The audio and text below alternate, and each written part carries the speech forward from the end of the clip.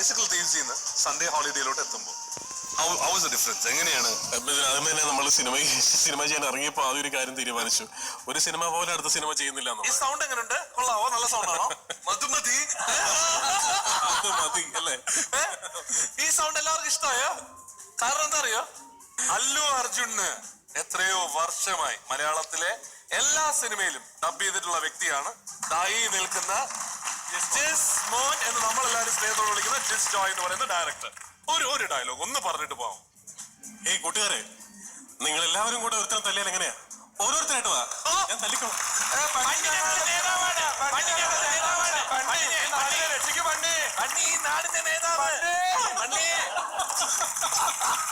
ആസിഫിന് bicycle തീവ്സിൽ നിന്ന് നേരെ ഇതിലോട്ട് ഒരുപക്ഷെ എനിക്ക് തോന്നുന്നു ഇപ്പൊ ഒരു സീരീസ് ഓഫ് ഭയങ്കര ഡിഫറെന്റ് പടങ്ങൾ എടുക്കണം ആസിഫ്. കാരണം അഡ്വഞ്ചേഴ്സ് ഓഫ് ഓമനക്കുട്ടൻ എല്ലാവരും ഇത് കഴിഞ്ഞിട്ട് കണ്ടപ്പോ പറഞ്ഞു എന്ത് ഡിഫറെന്റ് ആയിട്ടുള്ള പടമാണെന്ന് പറഞ്ഞു. അപ്പൊ അതുപോലെ ആസിഫ് ഇപ്പൊ എടുത്തേക്കുന്ന ഈ സിനിമയിലുള്ള വ്യത്യാസം എന്താ? സൺഡേ ഹോളിഡേയിൽ അല്ലു അർജുൻ എന്നെ വെച്ച രണ്ടാമത്തെ സിനിമ. ഞാൻ ഇതിനു മുമ്പ് ഇന്റർവ്യൂല് പറഞ്ഞു, എന്റെ ഏറ്റവും വലിയ പ്രശ്നം അതായിരുന്നു. നമ്മൾ അഭിനയിക്കാനായിട്ട് സീനൊക്കെ വായിച്ച് ഷോട്ടൊക്കെ മാർക്ക് ചെയ്ത് ഷോട്ടിന് റെഡി ആയിട്ട് ഇങ്ങനെ നിൽക്കുമ്പോ മോണിറ്ററിന്റെ സൈഡിൽ അല്ലു അർജുൻ ആക്ഷൻ. അപ്പൊ ഞാൻ ഒരു മിനിറ്റ് നിങ്ങൾ അത് മാറ്റി വേറെ സൗണ്ടിൽ പറയുന്നത്. ഇതൊരു 1 day സ്റ്റോറിയാണ്.